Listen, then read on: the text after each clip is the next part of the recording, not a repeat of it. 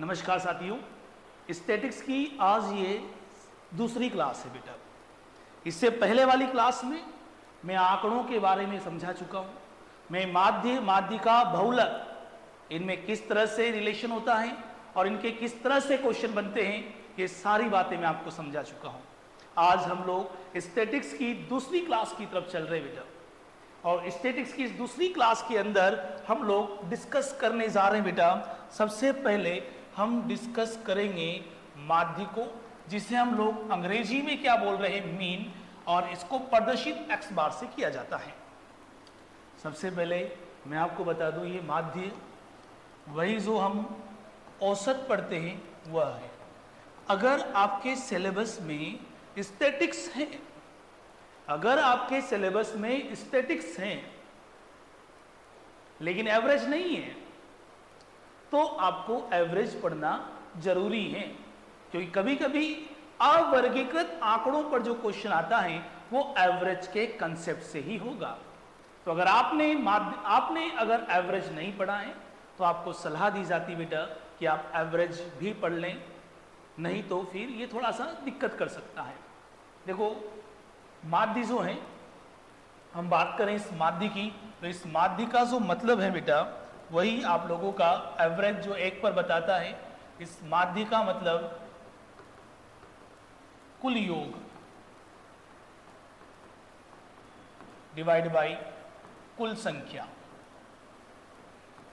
अब आप लोगों को अलग अलग तरीके से लिखा कर दिया जाता है, बच्चा कंफ्यूज हो जाता है। हमें कंफ्यूज होने की जरूरत ही नहीं है। हमें यह बता दिया जाता है sigma of F x divide by sigma F. हमें इस तरह की चीज़ों की ज़रूरत ही नहीं बेटा। हम तो इसे समझेंगे राशियों का योग बटा राशियों की संख्या, और इससे हम लोग सोल्व कर लेंगे। प्यारे साथियों, मैं आपको बता दूं कि अगर आप लोगों को एवरेज यानी कि समांतर माध्य की अगर बात करें, तो समांतर माध्य का मान किसी भी चित्र की सहायता से ज्ञात नहीं किया जा सकता है, किसी भी चित्र की सहायता से ज्ञात नहीं किया जा सकता है।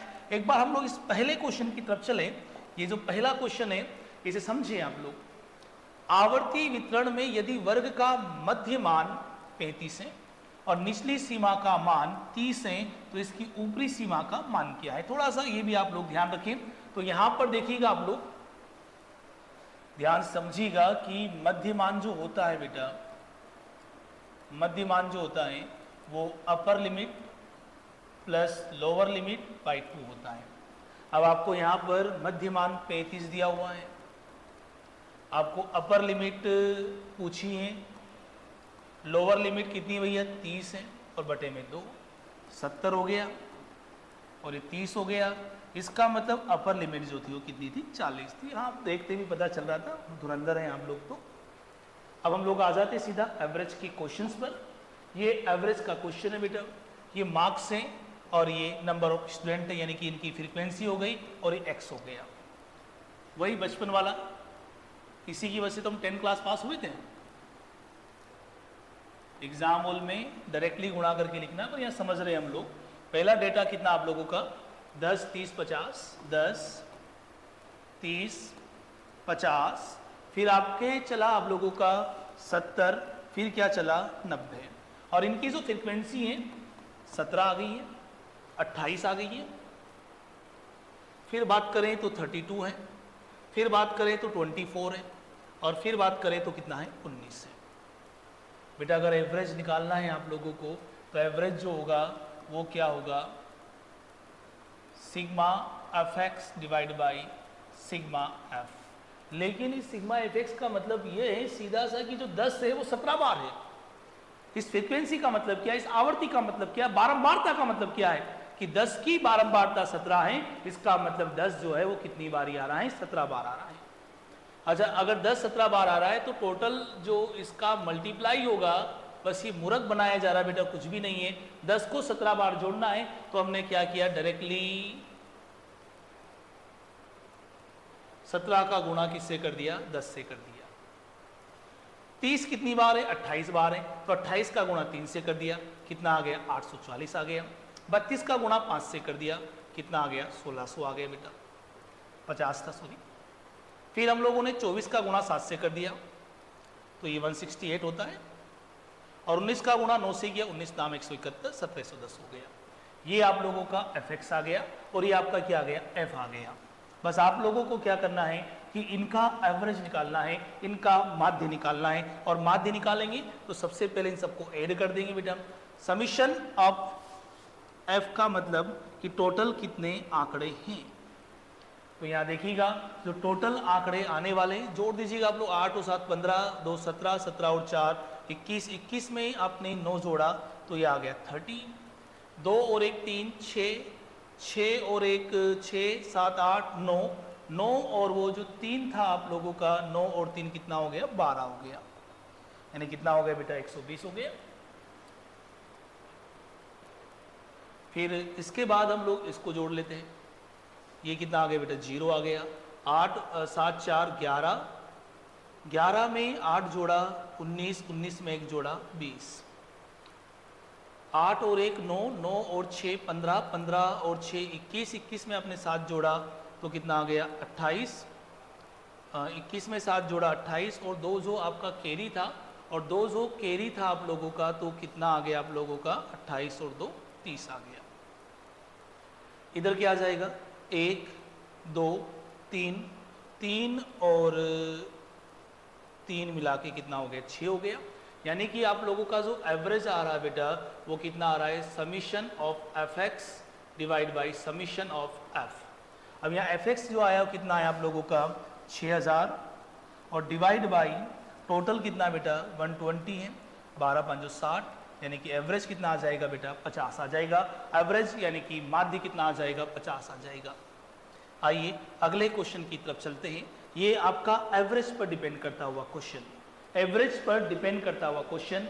36 संख्याओं का माध्य 42 पाया गया, 36 नंबर का माध्य जो है वो 42 पाया गया। बाद में ये पता चला कि संख्या 47 को गलती से 41 पर लिया गया था। इस तरह का क्वेश्चन काफी बार देखने को मिलता है। जब भी इस तरह का क्वेश्चन आए तो आप ध्यान रखिएगा, जो गलती से आता है, जो गलती से आ रहा है वो चला जाएगा बेटा, जो गलती से आया है वो चला जाएगा। तो यह पता चला है कि 47 को गलती से 41 पर लिया गया, यानी गलती से कौन आया बेटा 41 आया। तो यहाँ पर जाएगा कौन, तो जवाब आया 41 जाएगा, और आएगा कौन, जो सही था वो आ जाएगा, यानी कि 47 आ जाएगा। यानी कितना ज़्यादा आएगा बेटा, 6 ज़्यादा आएगा, और 6 बटेगा 36 में तो 1/6 आपका समांतर माध्य बढ़ जाएगा। और 1/6 का मतलब कितना हो गया, 0.16 बढ़ जाएगा। पहले कितना था 42 था, तो अब कितना हो जाएगा 0.16 बढ़ जाएगा, और 0.16 बढ़ेगा तो यहाँ राउंड फिगर ले लेंगे हम लोग, तो ये कितना हो गया 42.17 हो गया। यानी कि आपका आंसर कितना आ जाएगा 42.17 आ जाएगा। क्लियर है सभी के दिमाग में बेटा। इस तरह का क्वेश्चन हमारे राजस्थान की परीक्षाओं में खूब पूछा गया है। इस क्वेश्चन को समझिएगा बेटा, x ये है और f 6 है, तो वापस बना लेते हैं x और f। मैं एग्जाम हॉल में इसे बनाने मत बैठ जाना, ये तो मेरी मजबूरी है कि तुम जैसे गांगियाओं को समझाने के लिए बना रहा हूँ, तुम्हारी वहाँ कोई मजबूरी नहीं बेटा। बोलो x, यहाँ कितना आ जाएगा fx आ जाएगा, fx आ जाएगा। चलो जल्दी चलते हैं। बोलो x का वैल्यू कितना भैया 5, फिर 10, 15, 20 और ये कितना है 25 से। इधर इनकी फ्रीक्वेंसी 6K, 6, 10 और 5 है। अब सुनिएगा आप लोग, fx निकालेंगे तो कितना आएगा 30 आएगा, यहाँ कितना आ जाएगा 10K आ जाएगा, 15 × 6 90 आ जाएगा, ये कितना आ जाएगा 200, 25 × 5 कितना आ गया 125 आ गया। बेटा आपको पहले से ही इनका माध्य दिया हुआ है 15, इनका माध्य कितना दिया हुआ है 15 दिया हुआ है। बस माध्य 15 दिया हुआ है तो कहानी खत्म करते हैं। सबसे पहले हम लोग इन्हें जोड़ेंगे, तो 6 और 6 12, 12 और 10 22 हो गया, 22 में 5 जोड़ा तो कितना हो गया आपका 22 और 5 27, तो ये कितना हो गया 27 प्लस K हो गया, 27 प्लस क्या हो गया बेटा K हो गया।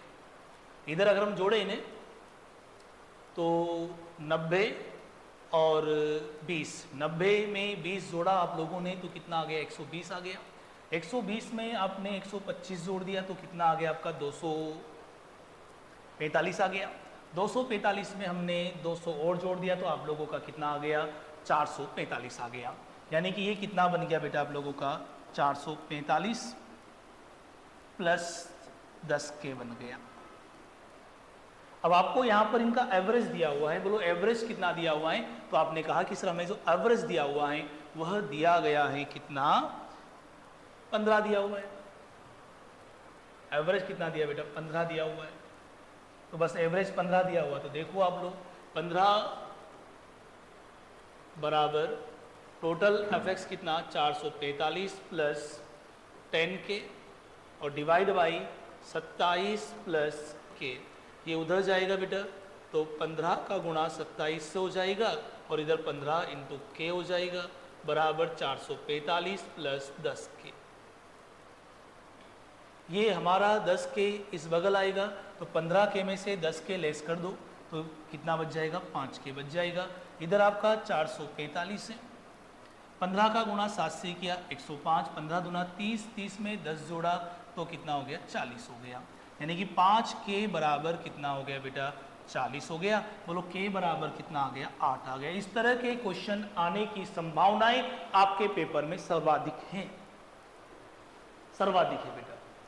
ये fx निकाला, सीधा सा अगर हम समझे कि x बराबर क्या होगा, summation of fx divide by summation of f, इसके अलावा कुछ भी नहीं है, इसके अलावा कुछ भी नहीं है।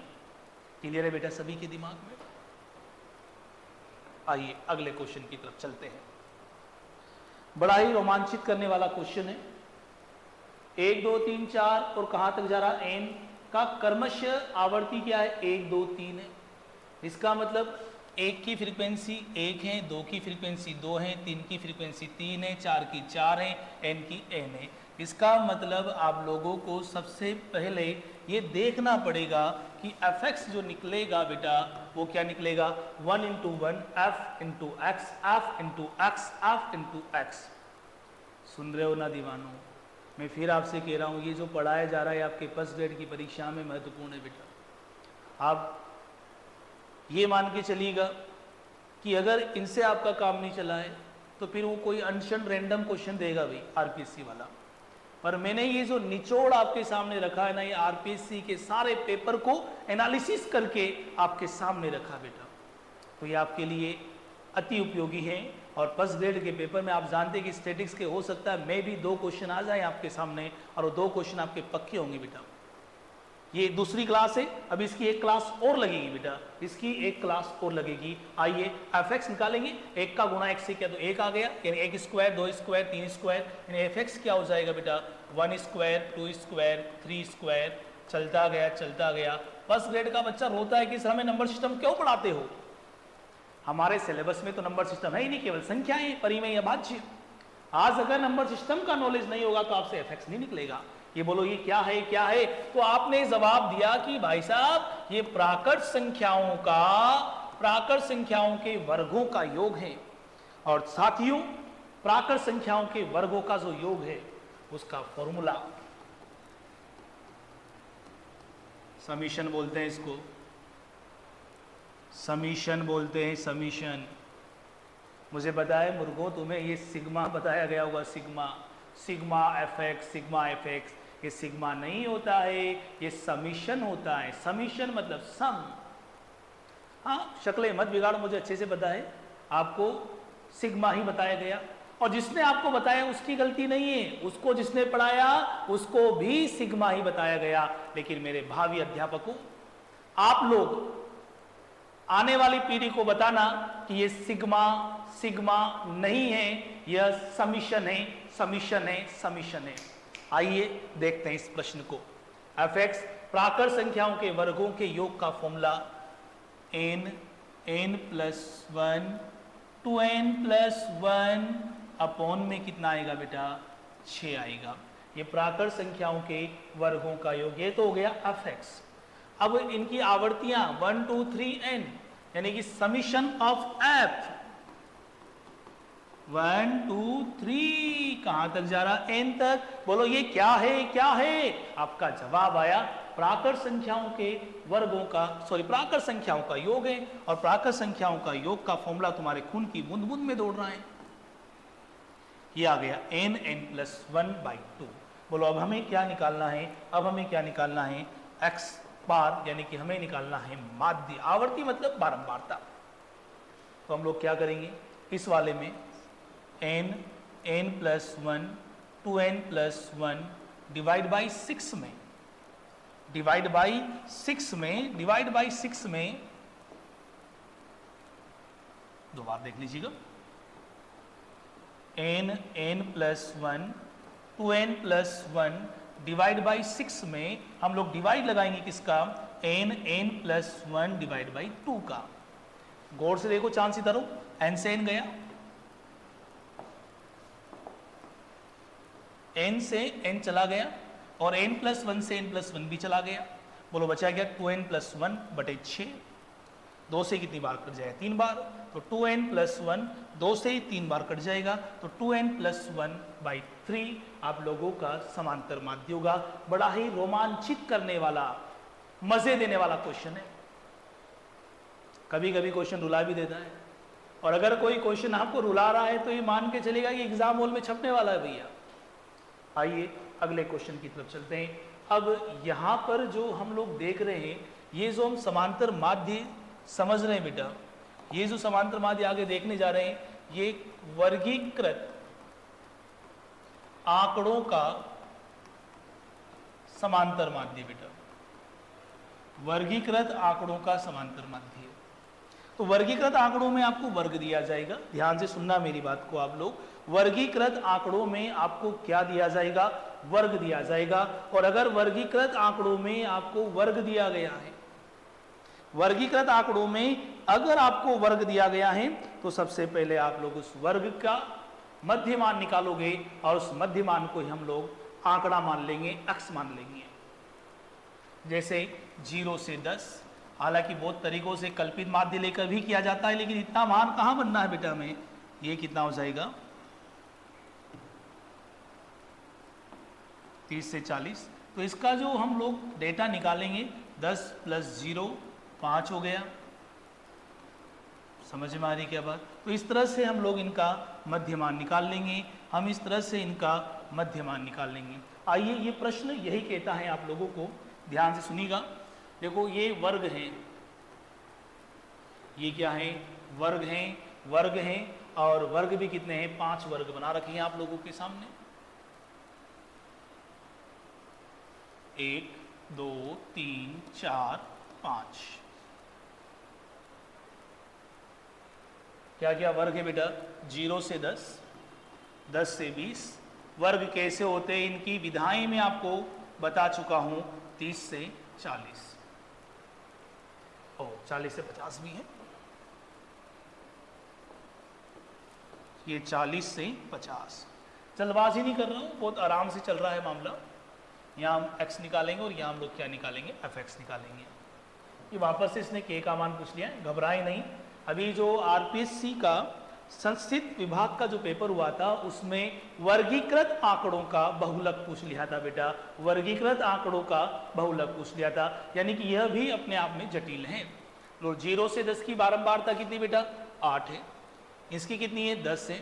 इसकी कितनी है बेटा? k है। इसकी कितनी है? 6 है। और इसकी कितनी? 12। सेम वही क्वेश्चन बनने वाला है साथियों, सेम वही क्वेश्चन, ये वाला क्वेश्चन बनने वाला है। बस यही क्वेश्चन आपके सामने आ जाएगा। बस डरे नहीं आप लोग, डर के आगे जीत है, ऐसा मैंने सुना है। और विद्यार्थियों, मेरे बेरोजगार साथियों, डर के बाद फिर डर है, फिर डर है, उसके बाद हो सकता जीत है। अनेकों असफलताओं के बाद सफलता मिलेगी भाई। अच्छा x है, तो ये कितना हो जाएगा? 5 बेटा। ये कितना हो गया? 15। ये कितना हो गया आप लोगों का? 25।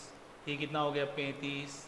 ये कितना हो गया? 45। अब क्या निकालेंगे? fx। बोलो ये कितना आ जाएगा? 40। ये कितना हो जाएगा? 150। ये कितना हो जाएगा? 25k।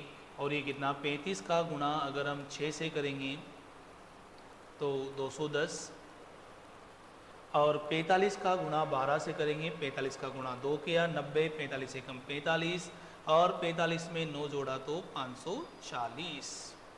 ये आपका आ गया fx और ये आपका है f। सबसे पहले हम लोग f निकालें तो देखिएगा आप लोग 12 और 6 18, 10 और 8 18, 36 के, यानी कि आपका जो f आया है वो कितना आ गया 36 प्लस k आया है, समीशन ऑफ f यानी n का वैल्यू। फिर हम लोग देखते हैं, इसको जोड़ देते हैं, 125 तो जुड़ने से रहा आप लोगों का, आओ डायरेक्टली जोड़ देते हैं हम लोग। 210 में हमने 40 जोड़ा 250 हो गया, 250 में हमने 150 जोड़ा तो 400 हो गया आप लोगों का 400 हो गया।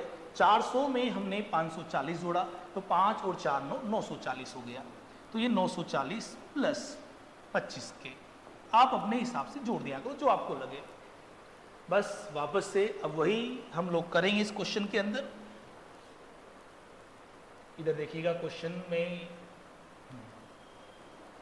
सबसे पहले आप लोग देखिएगा कि यहाँ पर आपको जो माध्य दिया गया वो कितना दिया गया, 26 दिया गया है। अच्छा fx कितना आ गया बेटा आपका 940 प्लस 25 के, और टोटल आंकड़े कितने हैं तो जवाब आया 36 प्लस के। बस इधर मल्टीप्लाई करेंगे तो 26 इंटू 36 प्लस 26 के बराबर 940 प्लस 25 के। मल्टीप्लाई करना ही पड़ेगा और कोई चारा ही नहीं है। और आपका 25 के इधर आएगा तो 26 के में से 25 के जाएगा तो इधर तो के तो बचेगा बचेगा। इधर हम लोग मल्टीप्लाई कर लें, 36 का पहाड़ा बोल दे नहीं आता है, 26 का बोल दो नहीं आता है, नहीं आता है तो कोई बात नहीं 13 का बोल दो, फिर आप लोग उसका डबल कर दो। तो 13 का मल्टीप्लाई किया मैंने इससे, तो 13 का गुणा 6 से किया 78, 13 का गुणा 3 से किया 13 3 39, 39 में मैंने 7 जोड़ा कितना आ गया 46 आ गया, और इसका डबल कर दिया 8 8 16, 6 6 12, 4 4 8 और 936 बराबर कितना बेटा 940 आ गया। बोलो के बराबर कितना आ जाएगा तो 940 में से ये कैलकुलेशन आपको अपने दिमाग में करनी चाहिए। और तुम तो बस ग्रेड वाले हो, रीड वाले हो, कोई बात नहीं, तुम तो वो गुणा करके कर देना 26 इंटू 36 तो भी आपका काम चल जाएगा। लेकिन फिर भी कोशिश करें कि आप सवालों को माइंड में करें। बेटा वर्गीकृत आंकड़ों के बारे में आपको समझ में आ गया होगा कि वर्गीकृत आंकड़ों का समांतर माध्य कैसे निकाला गया है। बोलो यस नो तो बोल दिया करो रे चांद सितारों। ये मैं सब जगह का निचोड़ ले आया, आप इसे पढ़ ले बेटा। और अभी तक आपने अगर चैनल को सब्सक्राइब नहीं किया बेटा तो सब्सक्राइब भी करें और अपने उन साथियों के साथ भी शेयर करें जो आने वाला फर्स्ट ग्रेड का एग्जाम दे रहे हैं, उनके लिए फर्स्ट पेपर में ये महत्वपूर्ण है बेटा, महत्वपूर्ण है। आइए दिए गए आंकड़ों की माध्यिका क्या होगी, और इससे पहले वाली क्लास अगर आपने नहीं देखी है तो डिस्क्रिप्शन में लिंक है बेटा, आप उस पर क्लिक करके आप लोग पहली वाली क्लास देख लेंगे। देखो अब हम लोग बात कर रहे हैं बेटा माध्यिका की। अब हम लोग बात कर रहे हैं बेटा माध्यिका की, और अगर माध्यिका की बात करेंगे तो सबसे पहले माध्यिका, ये ज्योमेट्री वाली माध्यिका नहीं बेटा, मीडियन। माध्यिका मीडियन दर्शाया किससे जाएगा बेटा, कैपिटल एम से। बेटा माध्यिका जो है ये स्थान को बताती है। माध्यिका किसको बताती है, स्थान को बताती है, स्थान को बताती है। और ध्यान दीजिएगा माध्यिका एक स्थिति माध्य है, स्थान को बता रही है, इसका मतलब ये स्थिति माध्य है। एक बात और ध्यान दीजिएगा, माध्यिका का जो मान है वह कौन से चित्र की सहायता से ज्ञात किया जाता है, तोरण चित्र की सहायता से। तोरण चित्र की सहायता से ज्ञात किया जाता है। अब आप ये कहोगे कि तोरण चित्र क्या है, तो तोरण चित्र में हम लोग इस तरह से लेते हैं कि x अक्ष है और ये आपका y अक्ष है। x अक्ष पर हम लोग आंकड़ों को लेते हैं बेटा, x अक्ष पर किसको रखा जाता है, आंकड़ों को रखा जाता है, और y अक्ष पर संचयी बारंबारता को रखा जाता है। ये भी पूछा जा सकता है बेटा, y अक्ष पर किसको रखा जाता है, संचयी बारंबारता को रखा जाता है, संचयी बारंबारता को रखा जाता है। और इसका जो चित्र आता है इस तरह से आता है, इस तरह से आता है, संचयी बारंबारता। यानी कि माध्यिका निकालते समय आप लोग किसका यूज करते हो, तो आपने कहा संचयी बारंबारता। संचयी शब्द का मतलब ही क्या है बेटा, संचयी शब्द का मतलब है कि यहां तक कुल टोटल कमुलेटिव फ्रीक्वेंसी यानी कि संचयी बारंबारता। संचयी बारंबारता शब्द का मतलब है कि यहां तक कुल कितने आंकड़े हैं, यहां तक कुल कितने आंकड़े हैं, तो संचयी बारंबारता। और उसके बाद इन्हें आप लोग आरोही क्रम में लिखोगे बेटा। कौन से क्रम में लिखोगे? असेंडिंग ऑर्डर में लिखोगे। आंकड़ों को असेंडिंग ऑर्डर में लिखेंगे। आओ सवाल के माध्यम से हम समझते हैं बेटा। यह एक अवर्गीकृत आंकड़ा है। यह क्या है? अवर्गीकृत आंकड़ा है और हम लोग अवर्गीकृत आंकड़ों की माध्यिका निकालने जा रहे हैं। अवर्गीकृत आंकड़ों की माध्यिका निकाल रहे हैं। तो देखिएगा, अवर्गीकृत आंकड़ों को सबसे पहले आप लोगों को किस में लिखना पड़ेगा? आरोही क्रम में लिखना पड़ेगा। और आरोही क्रम में देखिएगा सबसे पहले कौन आ रहा है, तो आपको पॉइंट 1 दिखाई देता है। तो सबसे पहले पॉइंट 1, सबसे पहले क्या है बेटा? पॉइंट 1 आएगा। सबसे पहले क्या आएगा? पॉइंट 1 आएगा। उसके बाद क्या आएगा आप लोगों का? पॉइंट 1 के बाद आपका पॉइंट 9 आया। पॉइंट 9 के बाद आप लोगों का कौन आया भाई? 1 आ गया। 1 के बाद 1.1 आ रहा है, गड़बड़ नहीं होनी चाहिए बेटा। और 1.1 के बाद 1 का फिगर खत्म होता है, तो फिर 2 का फिगर शुरू हुआ, तो 2.5 हो गया। वहाँ पेपर में बना लेना आप लोग। और 2.3 भी है हमारे पास, तो ये 2.3 हो गया। और 2.3 के बाद 2.5, यानी यह भी आ गया, यह भी आ गया, यह भी आ गया। इसके बाद 2 का फिगर खत्म हो गया। 3 मुझे दिखाई दे रहा है यहाँ पर, 3.9 है। और 3.9 के बाद मुझे दिख रहा है यहाँ पर 4.2, और 4.2 के बाद 4.6, और उसके बाद क्या दिख रहा है? 5। काउंट कर लीजिएगा। 1 2 3 4 5 6 7 8 9 10। 1 2 3 4 5 6 7 8 9 10 आ गया। अब आपको माध्यिका निकालनी। माध्यिका कहाँ मिलेगी बेटा? बीच में मिलेगी। इनमें एरर नहीं होनी चाहिए। पता होने के बाद भी कभी कभी ऑर्डर ऊपर नीचे हो सकता है। बोलो माध्यिका क्या आएगी? तो माध्यिका कहाँ आएगी बेटा? बीच में आएगी। और 10 संख्याओं के बीच में 4 संख्याएं उधर रह जाएगी और 4 संख्याएं इधर रह जाएगी, बीच में 2 आ जाएगी। तो 4 संख्याएं ये खत्म कर दी, 4 संख्याएं ये खत्म कर दी। 1 2 3 4, बोलो बीच में कौन आया आपका? ये। तो माध्यिका क्या हो जाएगी? 2.3 प्लस 2.5 बटे में 2। 5 और 3 कितना हो गया? 8 हो गया। और ये कितना हो गया? 4 हो गया। इसमें 2 का भाग लगाएंगे तो 2.4 जो है वो क्या आ जाएगी? माध्यिका आ जाएगी। क्या बात समझ में आ गई क्या साथियों? पिछली 10 पारियों में एक बल्लेबाज के स्कोर को नीचे इस प्रकार से दिया गया है, तो उसका माध्यिका स्कोर याद करें बेटा। आप खुद करना, आरोही क्रम में लिखना है। और जो बीच में आए, 10 के बीच में 2 आएगी, 11 है तो बीच में 1 आ जाए। कोई सूत्र नहीं है। कहीं गांगिया लोग ये बता देते हैं n+1वां पद देखेंगे, ये देखेंगे, वो देखेंगे। इतनी रामायण नहीं गानी भाई साहब, इतना समय आपके पास नहीं है। यदि डेटा 60, 68, 70, 72, 74, 76 में एक अवलोकन 70 को हटा दिया जाए तो माध्यिका में वृद्धि क्या होगी? तो सबसे पहले माध्यिका बताओ हुई, पहले वाले की माध्यिका क्या है? तो देखिएगा, सबसे पहले हम लोग आरोही क्रम में लिखेंगे। तो आरोही क्रम में हमें सबसे पहले जो है, अच्छा एक और बात बताऊं, ये आरोही क्रम नहीं लग रहा है? और आरोही क्रम ही लिख रहा, देखो 60, 68, 70, 72 और कितने आंकड़े हैं? 2, 4, 6, 7 आंकड़े हैं। इसका मतलब इसके बीच में कौन आ रहा बेटा? 74 आ रहा है। यानी कि पहले जो माध्यिका थी वह क्या थी? पहले जो इसकी माध्यिका थी वो क्या थी? 74 थी। अच्छा, पहले माध्यिका 74 हो गई है। अब आप 70 को हटा दोगे। 70 को हटा दोगे तो सीरीज क्या बन जाएगी? 60, 68, 72, 74, 76, 78 और 80 बन जाएगी। अब आंकड़े भी आपके कितने हो गए? 1 2 3 4 5 6 7। ओ पहले शायद माफी चाहूंगा, पहले 8 आंकड़े थे। पहले 8 आंकड़े थे। पहले इन 8 आंकड़ों के बारे में देख लेते हम लोग। और जब ये पहले 8 आंकड़े थे तो 3 इधर से छोड़ दिए, 3 इधर से छोड़ दिए। माध्यिका जो आ जाएगी वह 72 प्लस 74 बटे में 2, यानी कि 4 और 2 6, 7 7 14 बटे में 2, यानी कि 73। यानी पहले माध्यिका कितनी थी बेटा? 73 थी। पहले माध्यिका कितनी थी? 73 थी। अब आपने 70 को हटा दिया तो अब आंकड़े जो आपके साथ बचे तो अब आपका जो माध्यिका आ रहा है वो कितना 74 आ रहा है, यानी कि माध्यिका में कितने की बढ़ोतरी हो गई है, माध्यिका में कितने की बढ़ोतरी हो गई, तो जवाब आया 1 की बढ़ोतरी हो गई है। आइए अगले प्रश्न की तरफ चलते हैं।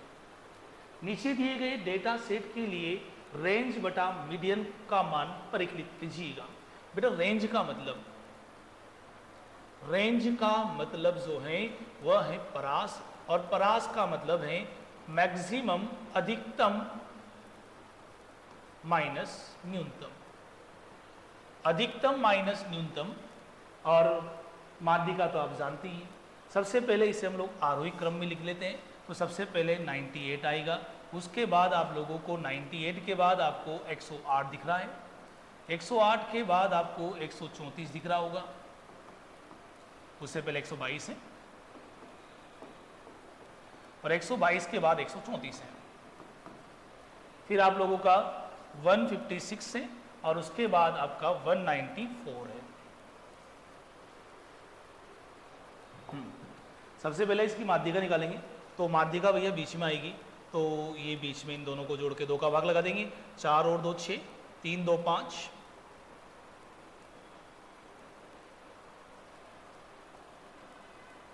तो माध्यिका जो आ गई बेटा वो कितनी आ गई, 128 आ गई है। और आप लोगों का जो परास आएगा वो 194 माइनस 98 आ जाएगा, 98 आ जाएगा, 14 में से 8 गए तो 6 बच गए आप लोगों के, और आप लोगों के इधर 18 में से 9 गए तो 9 बचे, तो 96 बाई 128 हो गया। अब रेंज तो आ गई है, देखो रेंज कितनी आई है, तो रेंज आ गई है 96, और मीडियन जो आ गई वो कितनी आ गई है, 128 आ गई है।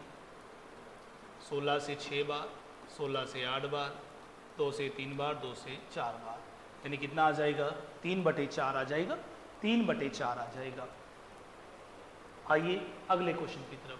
बेटा माध्यिका ज्ञात करें, और ये माध्यिका भी किसकी ज्ञात करनी है बेटा, आप लोगों को वर्गीकृत आंकड़ों की माध्यिका ज्ञात करनी है, वर्गीकृत आंकड़ों की माध्यिका ज्ञात करनी है। उससे पहले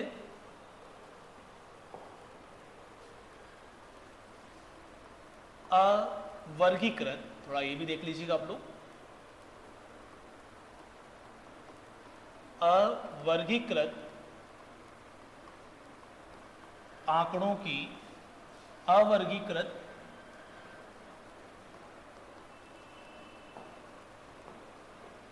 अवर्गीकृत बारंबारता आंकड़ों की माध्यिका।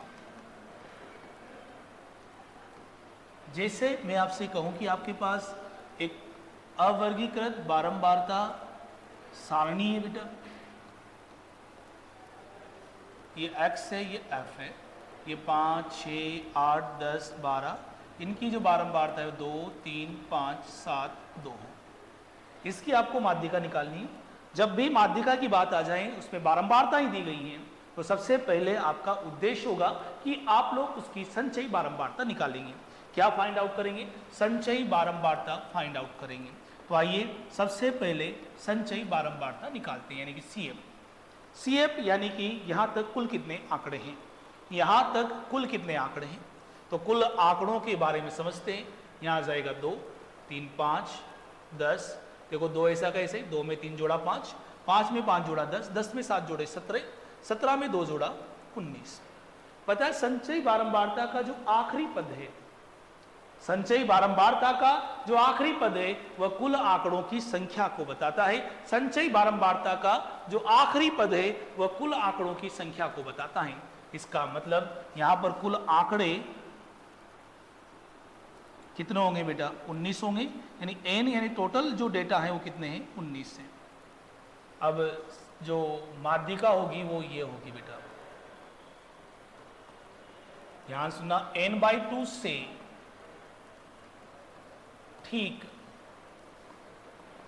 बड़ी CF के संगत पद क्या होगा, माध्यिका होगी बेटा, पहले नहीं बाद। n/2 से ठीक बड़ी CF के संगत पद माध्यिका होगी। बोलो n का मान कितना है, 19, 2 का भाग लगाया 9.5, 9.5 से ठीक बड़ी संचयी बारंबारता कौन सी है? 10 है, से ठीक बड़ी संचयी बारंबारता कौन है? 10 है, और उसके संगत जो पद हैं वह कौन है? 10 के संगत पद 8 है। तो इसकी जो माध्यिका होगी बेटा वो क्या होगी? m बराबर 8 होगा, m बराबर 8 होगा। इस लेक्चर में हम लोग इतना ही डिस्कस करेंगे। आज की क्लास में मैंने वर्गीकृत आंकड़ों का माध्य, अवर्गीकृत आंकड़ों का माध्य और फिर मैंने अवर्गीकृत आंकड़ों की माध्यिका के बारे में पढ़ा है। कल वाली क्लास में, कल वाले लेक्चर में हम लोग बहुलक और वर्गीकृत आंकड़ों की माध्यिका के बारे में पढ़ेंगे और उसके बाद फिर हम लोग पाई चार्ट वगैरह के बारे में डिस्कस करेंगे। यानी अगली 2 क्लासें और लगेगी बेटा इसकी। बहुत बहुत धन्यवाद। अपने दोस्तों के साथ शेयर करना न भूलें। मिलते हैं अगली क्लास। धन्यवाद।